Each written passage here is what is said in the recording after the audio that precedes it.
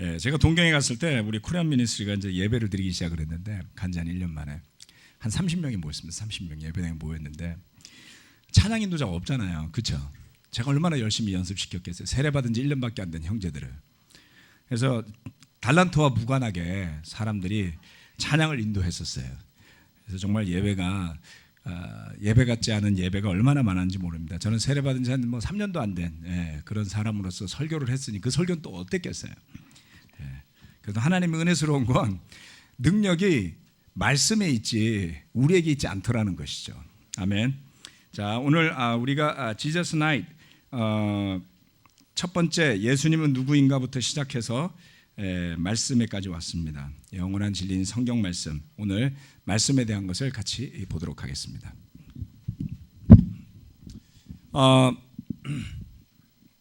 네, 넘어갔나요 벌써? 네.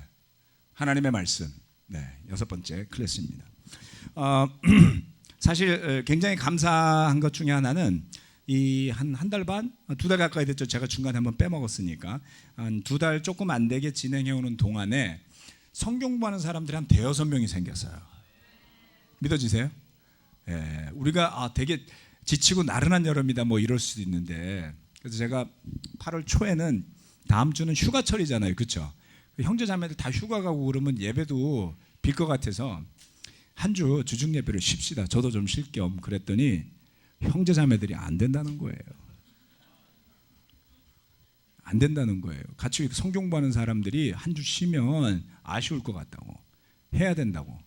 예, 제 와이프는 아니 목사님이 왜 그러세요? 그래서 제가 아쉽게도 다음 주도 하기로 했어요. 아니 한 주 좀 쉬자는데 왜 그래? 그랬더니 지금이 쉴 때가 아닙니다. 그래서 제가 겸손한 마음으로 그 조언을 받아들이고, 그것도 싱글 형제들이 그런 이야기를 해주니까 제가 할 말이 없더라고요. 그 뜨거움이 느껴지지 않습니까? 그런 맥락에서 제가 힘의 힘을 얻어서 오늘 말씀에 대한 것을 여러분과 나누도록 하겠습니다. 오늘 모든 클래스가 그랬지만 정말 중요합니다. 사실 전반부에 그 많은 형제자매들이 설명을 쓱 하고 지나갈 만한 부분에 오늘 조금 강조점을 둘 거고요. 그래서 우리 말씀 공부를 제가 재조합을 해놨습니다. 그래서 이 재조합이 마음에 드시면 이것대로 쓰시고, 마음에 안 드시면 기존에 우리 그 성경부 시리즈에 있던 1, 2, 3, 4, 5, 6, 7, 8, 9, 10, 11 이렇게 되어 있는 거를 쓰셔도 됩니다. 그래서 선택의 여지가 생기는 거예요. 자, 하나님의 말씀, 이 공부의 목적은 첫 번째 성경의 신뢰성을 같이 이야기합니다. 성경을 믿을 수 있는가? 두 번째 성경 묵상의 중요성, 그리고 성경과 연결된 삶을 같이 이야기하는 아주 중요한 공부가 되겠습니다. 첫 번째, 성경은 하나님의 말씀입니다. 우리가 너무나 잘 아는 디모데후서 3장 16절 17절 말씀입니다. 우리 이거는 한번 같이 읽어볼까요? 네, 다 같이 읽어보겠습니다. 시작. 모든 성경은 하나님의 영감으로 된 것으로서 교훈과 책망과 바르게 함과 의로 교육하기에 유익합니다. 성경은 하나님의 사람을 유능하게 하고 그에게 온갖 선한 일을 할 수 있게 하는 것입니다. 아멘. 너무나 잘 알고 아마 많은 분들이 이 구절을 암송하고 있을 겁니다. 저도 우리 교회 처음 와서 성경 공부할 때 이 구절은 제가 암송하고 있던 구절이었어요. 그렇지만 그 뜻과 의미에 대해서는 마땅히 알아야 할 만큼 잘 알고 있지 못했던 것 같습니다. 자, 모든 성경은 하나님의 영감으로 된 것이다 라고 이야기를 하고 있습니다. 성경은 구약 39권, 신약 27권, 도합 66권으로 이루어져 있습니다. 성경 공부하는 사람들과 더불어서 저는 대체로 이 성경의 앞에 목차를 한번 보게 되죠. 이 공부에서 성경의 목차를 여러분 보신 적 있으세요? 이렇게 앞에 열면 구약전서 이렇게 쓰여 있고, 그 다음에 신약전서 이렇게 쓰여 있습니다. 혹시 시간이 되시는 이 종이 성경 갖고 계신 분들은 구약전서 페이지를 한번 열어봐 주세요. 조금 이따 설명을 드리겠습니다. 그래서 이 성경은 약 40여 명의 저자가 1500여 년에 걸쳐서 기록한 것입니다. 그 저자들 중에는 어부도 있었어요. 어부 누구죠? 베드로. 예, 베드로.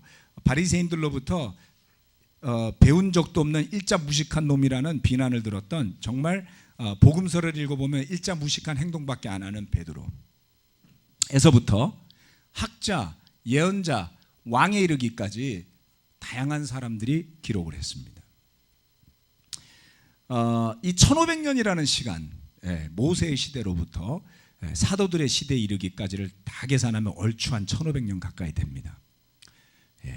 이렇게 기록이 됐는데요.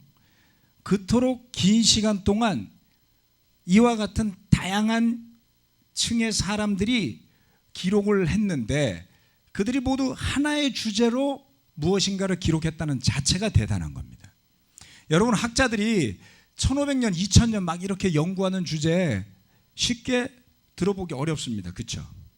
네. 어떤 하나의 그 주제를 놓고 그렇게 많은 사람들이 그렇게 긴 세월 동안, 혹시 대학에서 박사과정 같은 거 해보신 분들 이 가운데 계실 겁니다. 박사님들도 몇 분이 계신데요. 가방끈이 꽤 긴 분들이에요. 그런데 그 박사들이 가장 고민하는 게 있다면 뭐냐면 논문의 주제 선정하는 거예요. 내가 박사를 뭘로 딸까? 여러분, 세상에 박사가 얼마나 많은데요. 그렇죠? 그리고 기존에 해놓은 공부가 얼마나 많겠어요. 그 가운데서 자기가 주제를 선정해야 된다면 되게 어렵잖아요. 그런데 모든 박사들이 정말 고민하는 건 뭐냐면, 자기가 이론을 세웠을 때 그 이론을 뒷받침할 만한 자료가 있을 거예요.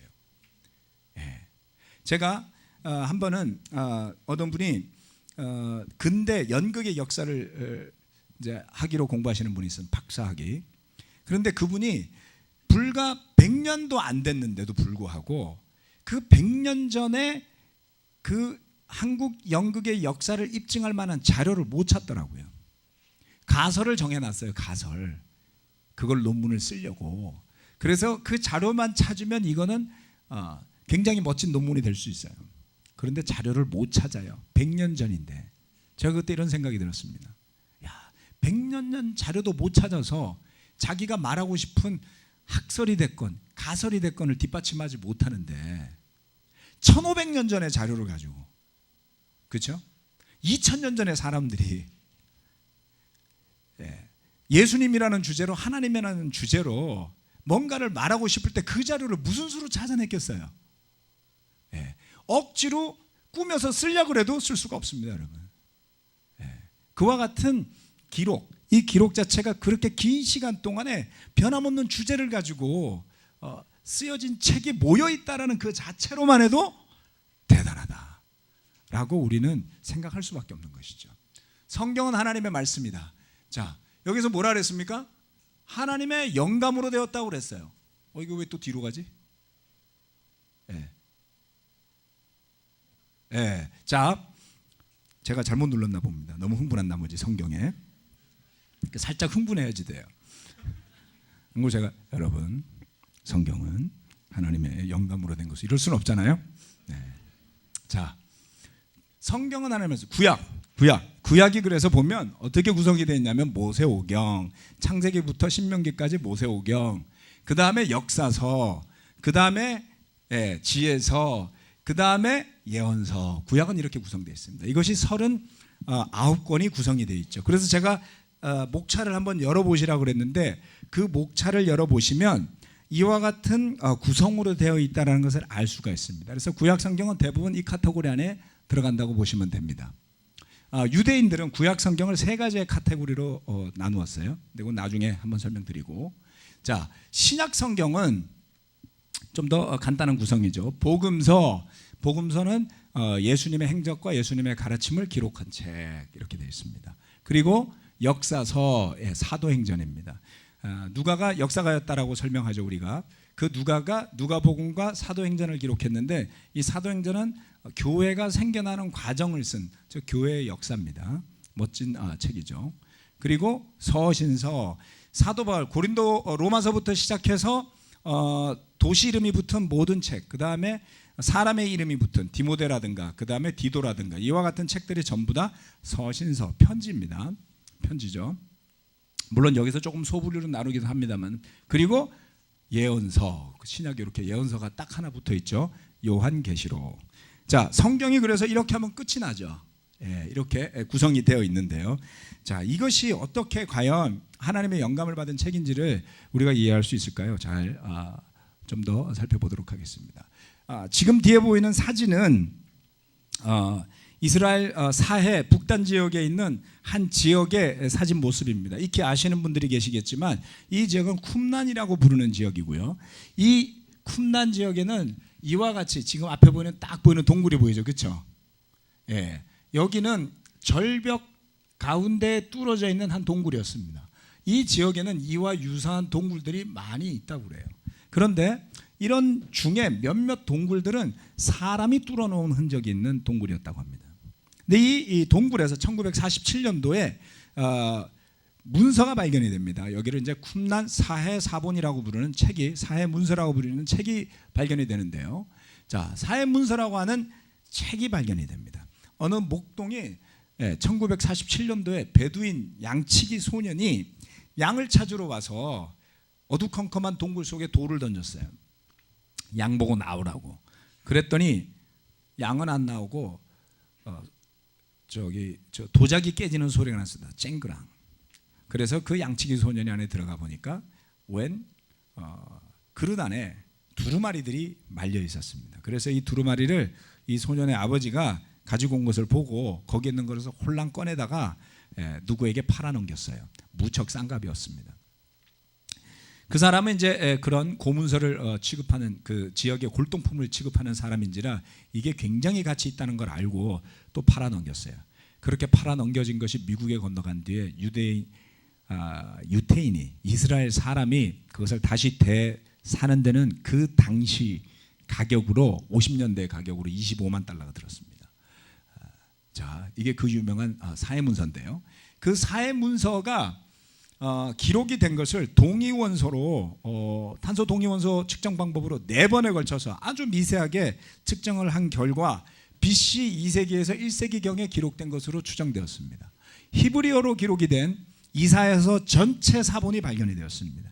이것은 아주 중요한, 우리가 성경 공부를 십자가를 공부할 때 인용할 이사야서에 대한 언급이 있기 때문에 매우 중요합니다. 왜냐하면 이 히브리어로 기록된 이사야서 전체가 발견되었는데 정확하게는 BC 335년에서 324년 또는 BC 202년에서 107년, 즉 예수님이 오시기 전이죠. 그렇죠? 다시 말해서 이사야서가 예수님 오신 이후에 조작될 가능성이 없더라는 이야기예요. 그런데 여러분 아시다시피 이사야서에서 얼마나 많이 예수님을 예언하고 언급했는지 보면 깜짝 놀라져요. 자, 아래 보이는 이것이 바로 사해 문서, 사해사본. 그 쿰란 동굴에서 발견된 약 7.2m짜리의 이사야서 사본입니다. 이게요, 제가 몇 년 전에 전쟁기념관에 전시된 걸 가서 본 적이 있습니다. 사이즈가 딱 요만해요. 크기가, 위아래가 요만한 것이 쭉 전시가 되어 있었는데 그 중에 아주 작은 한 조각 정도가 약 한 2억 원이 넘는다 그랬습니다. 그래서 이 전체의 가격은 좀 가늠하기가 좀 어려워요. 가격으로. 이 이사야서 7.2m가 얼마 하겠습니까? 계산이 안 되시죠? 저도 계산 안 해봤습니다. 유대인들이 팔 리가 없죠. 여러분이 유대인이라면 팔겠습니까? 우리나라 훈민정음 헤레본이 발견이 됐습니다. 훈민정음 헤레본이라는 것은 뭐냐면 훈민정음을 해석해 놓은 책이라는 거예요. 그렇죠? 그것 때문에 몇 년 전에 뉴스에서 난리가 났었습니다. 그걸 갖고 있는 사람이 얼마를 불렀냐면 훈민정음 헤레본을 1,000억 원 준다면 문화재청에 넘기겠다 그랬어요. 그 사람의 계산법은 이랬습니다. 헤레본의 가치는 적어도 1조에 달할 것이다. 그런데 국가의 재산을 이 국보를 내가 어찌 100%를 받겠느냐. 10%만 주어라. 1,000억 원. 문화재청에서 입이 떡 벌어진 거죠. 못 샀어요. 못 샀어요. 대한민국 한글을 만든, 그리고 그 한글을 최초로 설명해 놓은 책의 가치는 약 400년 된 책입니다. 가격이 없어요. 그렇죠? 미국에서 팔려면 여러분 팔겠어요? 못 팔죠. 이 가격을 어떻게 측정하겠습니까? 유대인들이 목숨을 걸고 몇천 년을 기다려왔던 그 문서가 발견이 된 거예요. 네, 어마어마한 가치를 갖고 있습니다. 지금 아직 발견되지 못한 게 하나 있습니다. 언약의 궤가 발견되지 못했어요. 그래서 여러분들이 혹시 횡재하시고 싶으면 인생을 걸고 그 궤만 찾아낸다면 그 안에 아론의 쌍난 지팡이와 만나와 하나님께서 새긴 십계명 돌판이 들어있다고요.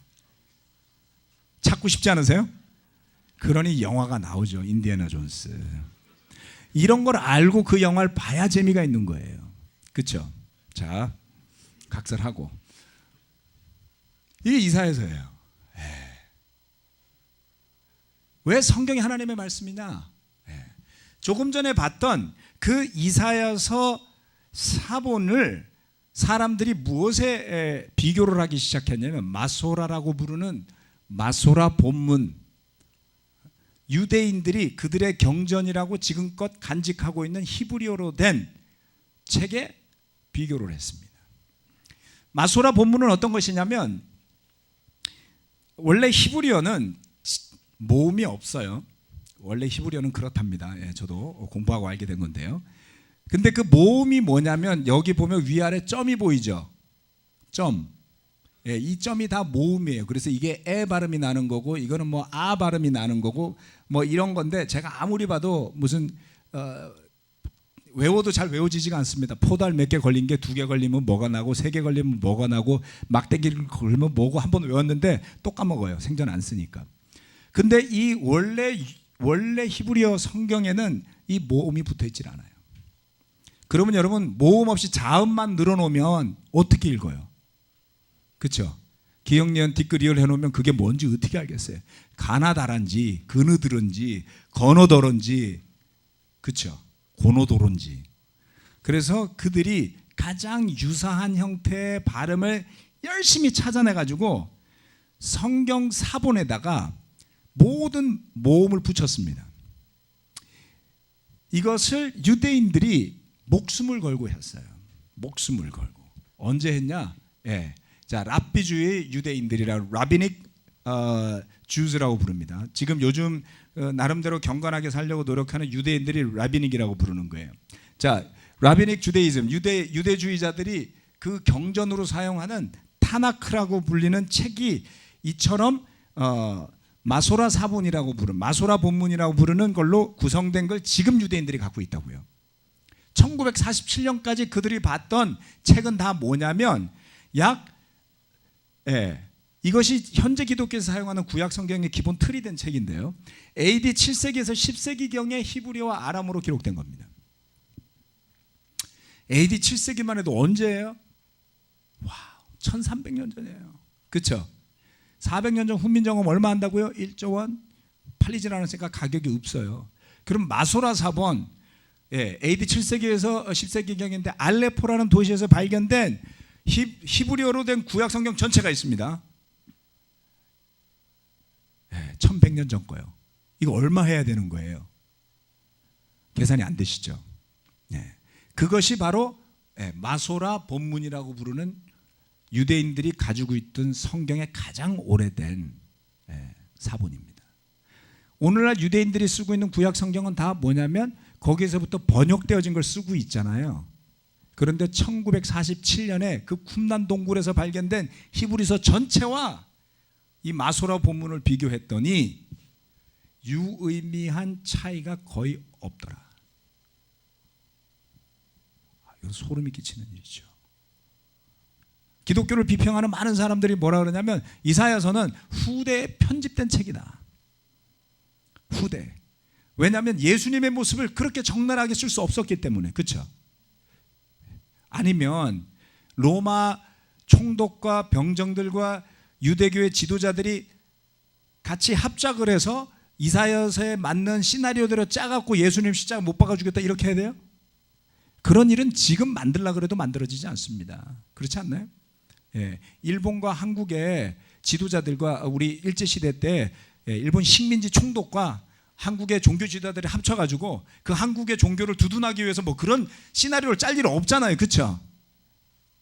이사야서는 어마어마한 예수님을 증거하는 예언서, 그리고 그것이 이 유대인들도 당혹스러울 수도 있어요.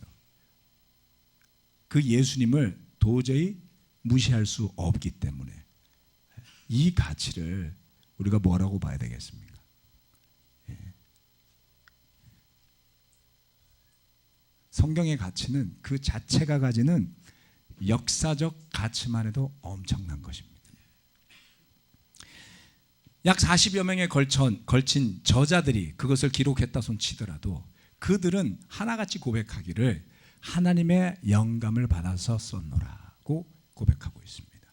그래서 그 성경을 기록한 저자의 저작물이 아니라 하나님의 영감으로 쓰여졌기 때문에 우리가 이 성경을 통틀어서 부르기를 하나님의 말씀 이렇게 이야기하는 것이죠. 예. 자, 좀 더 나아가서 이 성경이 역사적인 존재 자체의 가치만 해도 어마어마하지만 그거를 뛰어넘어서서 과연 어느 한 인간의 지혜로 이와 같은 일이 일어날 수가 있겠습니까? 어느 한 인간과 한 종교의 지혜를 그 나라가 망해가고 그 나라가 없어졌는데도 불구하고 유지되어지고 끊임없이 탐구되어지고 전승되어지고 전파되어지고 그리고 아무도 뜻하지 않은 시간에 그것을 가장 강력하게 입증할 만한 문서가 갑자기 발견되고 이럴 수 있느냐라는 것이죠. 네. 그 성경이 하나님으로부터 감동을 받은 사람들에 의해서 기록되어 오늘날 이렇게 우리의 손에까지 전달되게 된 것입니다. 네. 엄청난 사건이죠. 중세시대 카톨릭이 그토록 발달했던 중세시대에 성경 사본을 가진 성당이 많지 않았다 그래요. 성경 사본을 손으로 다 써야 하니 그것도 오직 고급 인력만이 성경을 필사할 수 있었습니다. 인건비를 따지면 책 한 권이 얼마 하겠어요? 예. 책 한 권이 수억 원이 넘는 거예요. 가난한 동네 교회가 무슨 수로 수억 원짜리 성경책을 갖고 있을 수 있겠어요? 그래서 큰 성당에만 그 사본이 있었던 겁니다. 성경이 자유롭게 사람들의 손에 들어가기 시작한 것은 불과 몇백 년이 되지 않습니다. 우리가 그런 축복을 누리고 있기 때문에 성경 말씀을 묵상할 때마다 최소한 이번 주 동안이라도 여러분 내가 이런 책을 손에 넣어서 읽을 수 있다니 라는 감동을 느끼면서 읽어봐 주시기를 부탁드립니다. 저희 아들을 포함해서. 아멘. 그래서 그 가치를 우리가 익히 안다면 얼마나 떨리는 마음으로 이 성경을 대해야 되겠어요. 그렇죠? 마치 결혼식 하던 날 제 아내 옆에 서서 제가 부들부들 떨면서 야, 드디어 나는 결혼하는구나. 더 이상 방해할 사람이 없구나. 끝났다. 이렇게 생각하던 그 순간의 감동처럼 성경 말씀을 딱 접할 때마다 이 성경이 내 손에 들어오기까지 어떠한 방해가 있었고 문제가 있었다 할지라도 드디어 오늘 이 말씀이 나에게 있구나. 이렇게 감동하면서 봤으면 싶은 거죠. 네. 자, 두 번째 하나님의 말씀의 역할을 보겠습니다. 자, 하나님의 말씀의 역할은 세 가지로 제가 분류해놨습니다. 그 안에 있는 성경 말씀들을. 첫 번째 영적인 칼, 히브리서 4장 12절에서 13절 말씀이고요. 두 번째 영적인 거울, 야고보서 1장 영적인 거울, 야고보서 1장 22절에서 25절 말씀. 그리고 세 번째 삶과 연결됨에 관한 것이 요한복음 8장 31절 32절 그리고 디모데전서 4장 16절이 되겠습니다. 이 구절들이 하나하나의 주제로 쭉 연결이 되어 있는데요. 저는 그것을 디모데전서 3장 16절 17절 말씀을 통해서 충분히 성경을 전하고, 사실 오늘 다 설명하지 않은 포인트가 거기 몇몇 가지가 더 있습니다. 그런 것을 좀 충분히 서로 나누고 전하고, 그리고 두 번째 이 부분을 여러분들이 중간에 몸통 정도로 생각하시고 보면 될 것 같아요. 오늘 공부의 몸통 정도 되는 공부입니다. 첫 번째 영적인 칼, 영적인 거울, 삶과 연결됨인데 요거 두 개는 대충 넘어갈 겁니다. 그래서 여러분들 그냥 참고하시고 세 번째 연결됨에 대한 것을 조금 더 자세하게 설명드리겠습니다. 자, 하나님의 말씀의 역할, 영적인 칼이라고 그랬어요. 히브리서 4장 12절에서 13절인데요. 히브리서 4장 말씀을 전후 구절을 잘 살펴보시면 사실 이 12절 13절 말씀은 마치 누가 중간에 끼워놓은 듯한 느낌을 받습니다. 그 뒷구절은 대제사장이신 예수님에 대한 이야기가 나와요. 그 앞에 가보면 하나님께서 우리를 부르실 안식에 대한 이야기가 나오다가 말고 중간에 굉장히 생뚱맞게 이 두 구절이 딱 들어가 있어요. 네. 그래서 그 두 가지를 뭔가 이어주는 거다 이렇게 이해를 하면 제일 이해가 쉽겠죠. 하나님의 안식으로 들어가기를 힘쓰는 사람들이 반드시 마음에 담아둬야 하는 글, 그리고 대제사장이신 우리의 대제사장이신 예수 그리스도를 바라보고자 하는 사람들이 반드시 마음에 새겨야 하는 글, 이렇게 생각하면 딱 맞습니다. 이 글은 이야기하기를 하나님의 말씀은 살아있다라고 이야기를 했습니다. 성경이 어떻게 저와 여러분의 삶에서 살아있을 수 있을까요? 성경이, 그렇죠? 성경이 살아있다는 것은 그 말씀을 읽고 묵상하는 사람이 성경과 일체가 되었을 때 그 말씀이 삶 속에서 흘러나가게 되는 것이죠. 네. 그래서 이 말은 굉장히 의미가 있습니다. 하나님의 말씀은 죽은 글이 아니라 그랬어요. 예수님이 이렇게 말씀하셨습니다. 하나님은 죽은 사람의 하나님이 아니라 그랬어요. 아브라함과 이삭과 야곱의 하나님, 살아있는 하나님이라 그랬습니다. 그리고 그 하나님의 말씀도 살아있다. 그렇기 때문에 그 말씀이 영향력이 있어서 어떤 칼보다가도 더 날카로워서 우리의 사람의 속을 꿰뚫어 혼과 영을 갈라내고 관절과 골수를 갈라놓으며, 그 당시에는 관절과 골수가 뭔지 몰랐을 겁니다. 지금 대다수도 관절과 골수가 뭔지 잘 모를 겁니다. 잘 몰라도 됩니다. 마음에 품은 생각과 의도를 밝혀내고 하나님의 말씀 앞에서 우리의 생각과 우리의 의도까지도 결국 궁극적으로는 드러날 것이다 는 것이죠. 그래서 결론적으로는 아무 피조물도 숨겨준 것이 없고 그의 눈앞에 드러내놓고 벌거숭이로 나타날 때가 온다. 우리는 이 구절을 이야기하면서 하나님의 말씀이 얼마나 칼날처럼 작용하는지를 이야기하곤 합니다. 칼의 역할은 자르고 찌르는 거예요. 그런데 아무나 자르고 찌르면 정신 나간 사람이죠. 엊그저께 일본에서 정신병동이 아니라 장애인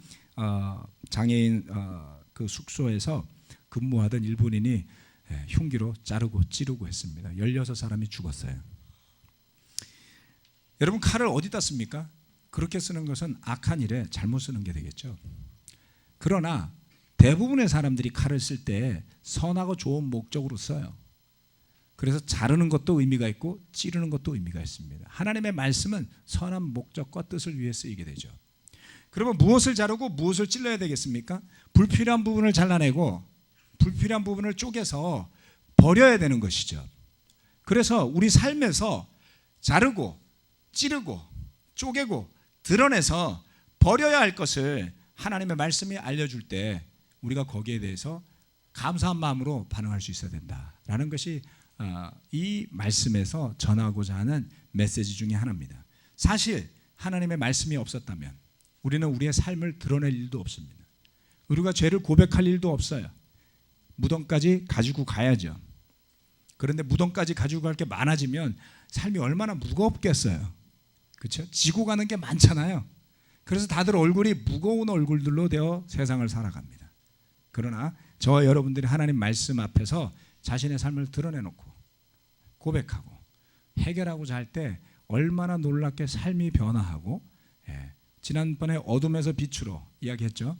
어둠에서 빛으로 넘어가게 되는지를 모두 다 체험하게 됩니다. 그래서 이 부분에서 그것을 조금 더 여러분들이 눈여겨보시고 성경 공부하시는 부분 이 구절에 대해서 한 번 더 공부하시기를 권해드리고 싶습니다. 두 번째, 영적인 거울이라고 했습니다. 자, 이 야고보서 1장 22절에서 25절 말씀은 말씀을 읽고도 듣고도 행하지 않으면 그대로 자기 얼굴을 거울 속으로 들여다보고 그 다음에 잊어버리는 사람과 같다고 했어요. 사도 야고보는 예수님의 동생이었다라고 전해집니다. 이 야고보는 예루살렘 교회의 인도자가 나중에 되었고 나중에 순교를 당하게 되는데, 이 야고보는 예수님의 정신을 가장 잘 계승한 초대교회 교회 지도자 중에 한 명이었다라는 평가를 받습니다. 그런데 사도 바울이 주장하는 은혜와 믿음의 교리에 반해서 이 야고보서만이 끈질기게 행위에 대한 것을 지적하고 이야기를 합니다. 그래서 개혁주의가 나타나던 종교 개혁의 시대에 성경을 번역하던 루터, 종교 개혁의 신호탄을 쏘올린 분이죠. 그 루터는 이 신약 성경 가운데 야고보서를 빼버리고 싶다라고까지 이야기했을 정도로 나머지의 교리와 너무나도 맞아 들어가지 않는 이 책을 왜 가톨릭의 지도자들이 신약 성경에 편집해 넣었을까라는 아쉬움을 토로했던 책이기도 해요. 그래서 믿음, 율법, 그리고 자유, 행동, 이러한 것을 성경 말씀은 결코 따로따로 보지 않습니다. 예수님은 나는 율법을 완성하러 왔지 율법을 파괴하러 왔다고 말씀하시지 않았어요. 그러나 사람들은 그 율법을 자기의 해석 가운데 이해함으로 말미암아 율법주의를 만들어냅니다. 제가 자주 경고합니다만 우리 교회는 굳이 따지자면 성경 안에 사두개인에 가까울까요? 바리새인에 가까울까요?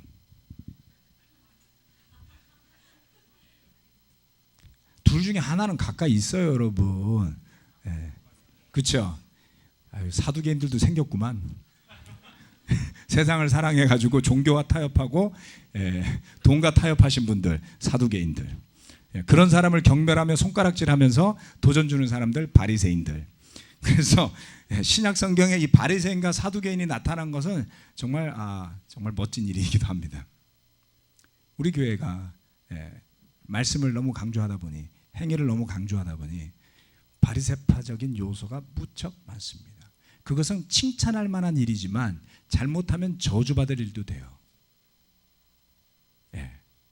정말 그렇습니다. 열심은 그 열심의 본질을 잊어버리면 나중에 행위와 판단만 남게 돼요. 그리고 많은 상처를 남기고 분파를 만들어냅니다. 그럴 뻔한 적이 우리가 많죠. 그래서 이 말씀이 저는 더 이상 예전처럼 단순하게 다가오질 않습니다. 누군가에게 말씀을 따라 행하십시오라고 가르칠 때 행여나 그 사람이 율법주의자로 전락할까 봐 사실 살짝 걱정도 돼요.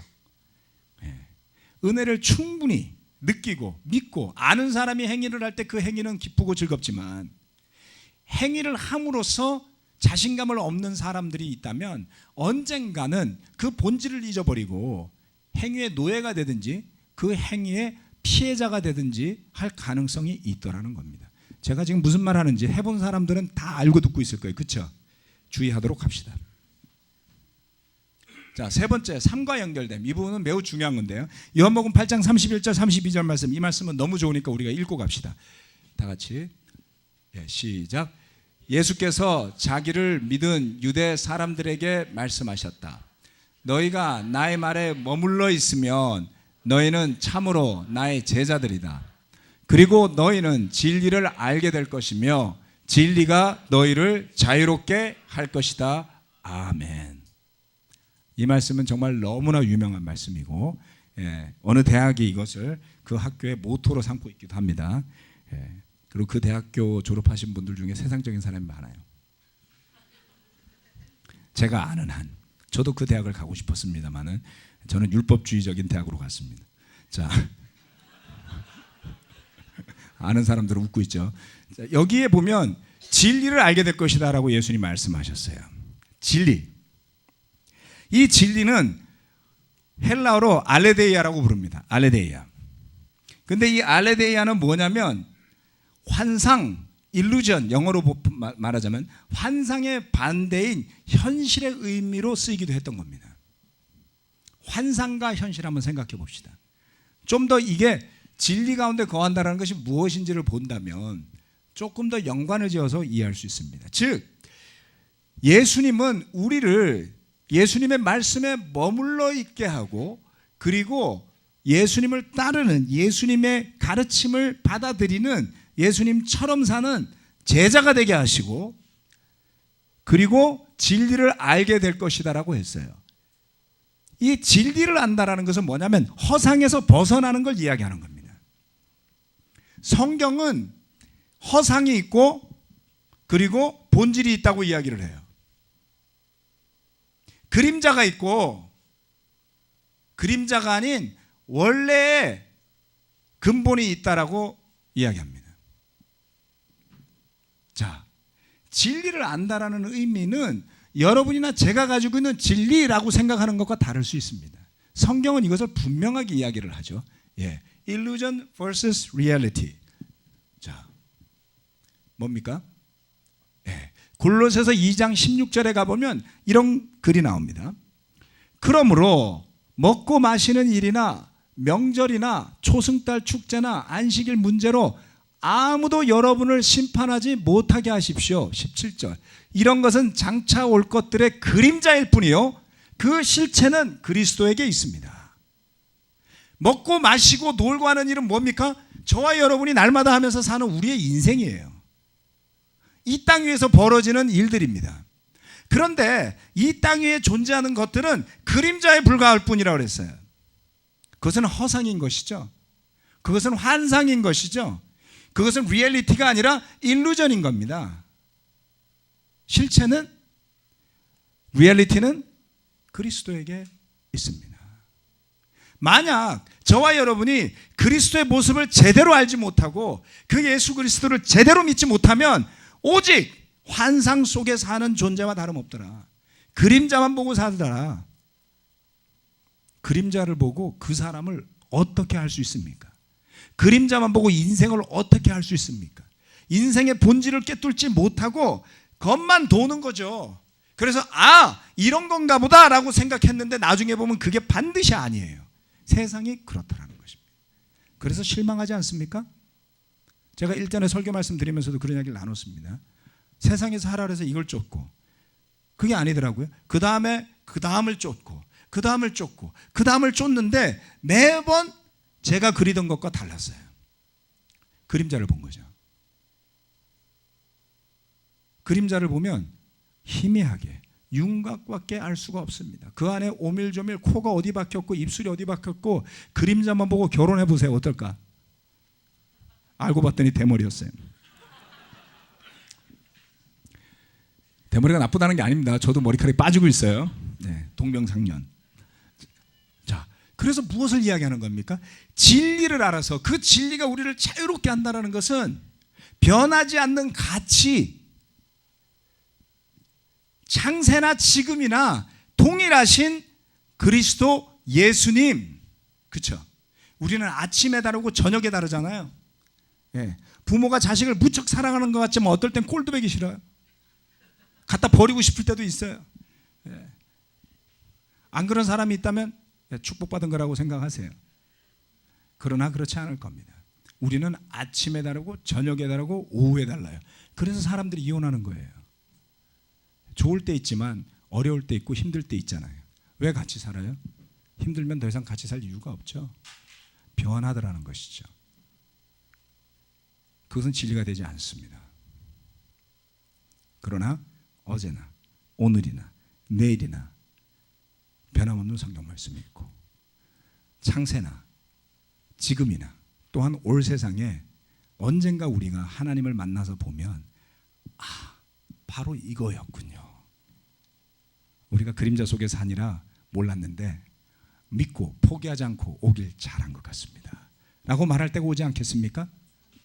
그것이 실체인 것입니다. 그래서 그리스도를 예수를 알고 믿고 사는 삶은 실체를 아는 삶인 것이죠. 이 세상은 그림자 지나지 않는다. 저도 매우 세상적인 사람입니다. 네. 그러니까 옷도 좀 멀끔하게 입으려고 노력하고요. 네. 가능하면 좋은 거 쓰고 싶고요. 저도 좋은 집에도 살고 싶고 더 좋은 걸 하고 싶어요. 시간이 지나가면서 제자가 되어서 점점점 가치가 변해가더라는 것입니다. 네. 정말 제가 입버릇처럼 이런 농담을 합니다. 우리가 예수님을 정말 제대로 알면 지금처럼 살겠냐고요. 제대로 다 못 봐서 이렇게 산다고요. 제대로 믿으면 다 집어 던지고 쫓아가지 않겠어요? 다 못 본 거예요. 저나 여러분이나. 그러니 안다고 생각하지 말고 더 제대로 알고자 하는 마음을 넓혀놓고 성경 말씀을 묵상할 때 그게 얼마나 큰 힘이 되는지 모릅니다. 자, 삶과 연결됨이라고 이야기했습니다. 그래서 디모데전서 4장 16절 말씀은 그대 자신과 그대의 가르침을 살피십시오. 이런 일을 계속하십시오. 이렇게 함으로써 그대 자신도 구원하고 그대의 말을 듣는 사람들도 구원할 것입니다. 자신과 가르침을 비교하라 그랬습니다. 자신은 yourself예요. 가르침은 teaching을 의미합니다. 이 teaching이라는 것은 디다스칼리아라고 부르는데 교훈, 자 다음에 뜻이 나오는데요. 적절하게 적용된 가르침이라는 뜻이 있고요. 그리고 기독교의 교리라는 해석도 있고요. 그리고 삶에 적용한 가르침들이라는 뜻도 있습니다. 이것을 다 뭉뚱그려서 우리 자신과 이와 같은 가르침을 놓고 살피는 것이 매우 중요하다는 것이죠. 이것이 율법주의로도 빠지지 않을 거고요. 말씀과 자신을 살피면 율법주의로 빠지지 않을 수 있습니다. 잘 살펴보세요. 바리새인들은 스스로를 완전하다고 여겼지만 예수님은 그들의 위선을 지적했어요. 예수님은 그들의 탐욕을 지적했습니다. 말씀을 묵상하면서 내 자신에게 탐욕이 있는데 어떻게 그것을 괜찮다고 말할 수 있겠어요? 완전해지고자 함이 아닙니다. 우리는 어느 것이 탐욕이고 어느 것이 적당한 만족인지 구분할 수 있어요. 사실은 잘 보면. 그렇죠? 바리새인들이 만들어낸 오류는 뭐였냐면 자기 자신을 절대 선으로 이미 결정했기 때문에 문제가 된 겁니다. 운전면허증을 딴 사람은 더 이상 면허시험을 보지 않아요. 그래서 예수 그리스도를 믿는 일이 마치 면허증과 같다고 생각하는 사람은 지갑 속에 넣어놓고 다시 볼 일이 없다는 겁니다. 우리가 얼마나 쉽게 그렇게 되는지요. 그렇죠? 그러한 인생을 여러분이 원하시면 공부 열심히 해서 변호사가 되든지 의사가 돼야지 돼요. 면허증 가지고 평생 먹고 살게. 제가 그들을 비난하기 위해서 이 말을 하는 게 아닙니다. 우리는 그렇게 살고 싶은 거예요. 가능하다면 편안하게, 더 노력하지 않고, 더 고민하지 않고, 더 걱정하지 않고 한 방에 끝내서 나는 선한 사람으로 결론 짓고 가고 싶죠. 그런데 말씀은 참 피곤하게도 은혜라고 말하고 우리의 능력과 무관하게 하나님이 주신 은혜 때문에 구원받았다고 가르치면서도 왜 살피라고 그러는 거죠? 귀찮게. 그래서 우리는 살펴야 되는 겁니다. 살피라 그러면 살피는 게 우리의 할 일이지 여기다가 해석을 달지 말라는 거예요. 그러면 또 다른 교리, 또 다른 교파 생겨나는 겁니다. 여러분 자신과 가르침을 살피고 있습니까? 아, 저도 피곤해 죽겠어요. 하지만 그게 은혜더라는 겁니다. 제가 이것을 살피고 노력하지 않았으면 지금의 아버지는 안 됐을 거예요. 지금의 아버지도 부족한 게 많습니다. 하지만 제 아들이나 저희나 적당히 만족하고 살고 있어요. 지금 뭐 아들들도 있고 와이프도 있으니까 지금의 남편은 되지 못했을 거라는 겁니다. 잘난 게 아니라 여전히 갈 길이 멀고 많지요. 그렇죠? 하지만 말씀이 있어서 살피고 비교할 수 있었다라는 거예요. 그래서 그게 되게 싫고 귀찮았어요. 네. 그런데 그게 있어서 때로는 우리 형제자매들이 저에게 많은 피드백을 줍니다. 그거 좋은 사람이 어디 있겠어요. 하지만 저는 그것을 고마워하게 됐습니다. 제가 요즘은 우리 예배에 처음 들어오시는 분들이 가끔 있어요. 뭐 다른 교회에서 오셨다든가 뭐 다른 예배에서 오셨다든가 그런 분이 있으면 잠시 뒤에 한 달 정도 지나서 물론 뭐 한두 달 더 지날 때도 있습니다. 한 달 지났다 그랬고 안 그랬어 이렇게 생각하지 마시고 제 추측이에요. 그래서 좀 시간이 지난 다음에 시간을 보내자고 하면 제가 첫 번째 물어보는 질문이 있습니다. 우리 예배에 대해서 피드백을 주십시오. 처음 오신 분들이 그 예배가 어떤지 느낌이 제일 많이 나요. 그리고 바뀌어야 할 것들이 보이죠. 좀 지나면 안 보여요. 그래서 안 보이기 전에 빨리 생각해서 알려달라 그러는데 잘 말씀들을 안 해주시더라고요. 목사가 무서워서. 제가 오늘 공개적으로 말씀드렸습니다. 피드백 주세요. 오늘 우리 동경에 선교사로 가셨다가 오신 분이 이제 예배를 방문하셨는데요. 저도 동경에 있었으니까 농담으로 그런 이야기 했습니다. 동경에 적응되는 때는 언제냐면 까마귀가 더 이상 안 보일 때.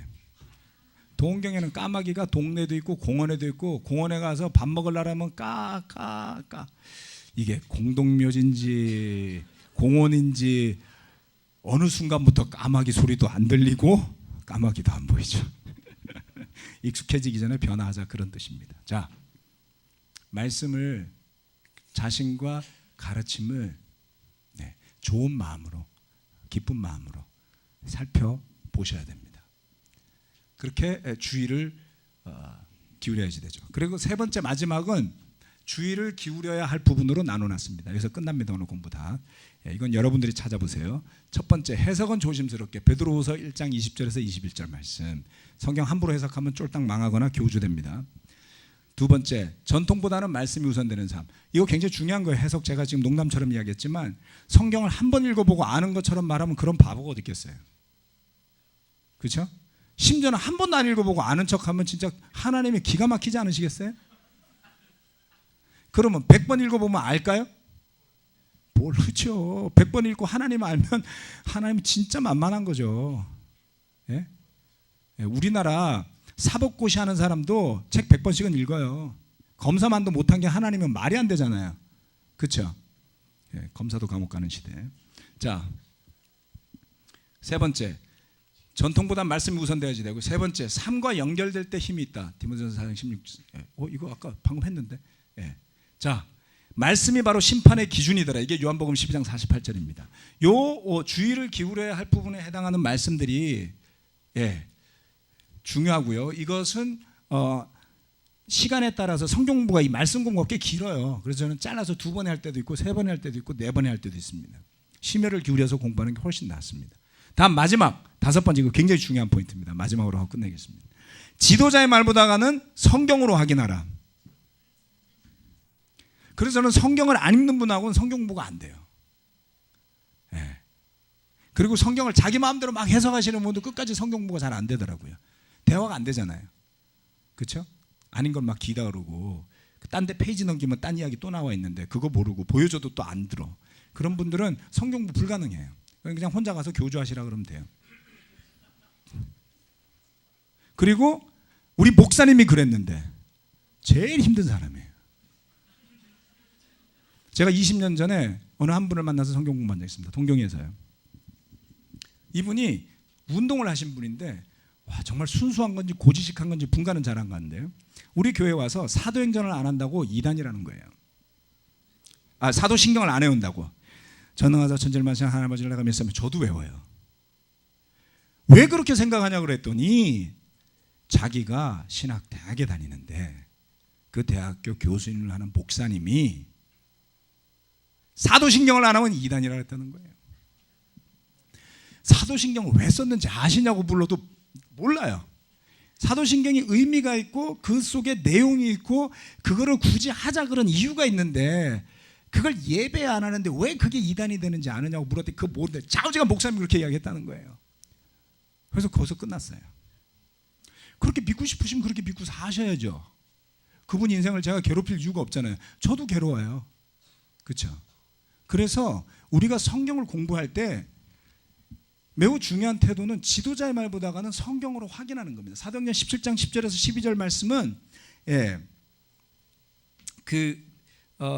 베레아 사람들 이야기가 나옵니다. 데살로니가 사람들보다 베레아 사람들이 젠틀했다고 그러죠. 그렇죠? 그날 배운 말씀이 그런가 해 집에 가서 성경을 상고하고 왔다라고 가르치지 않습니까?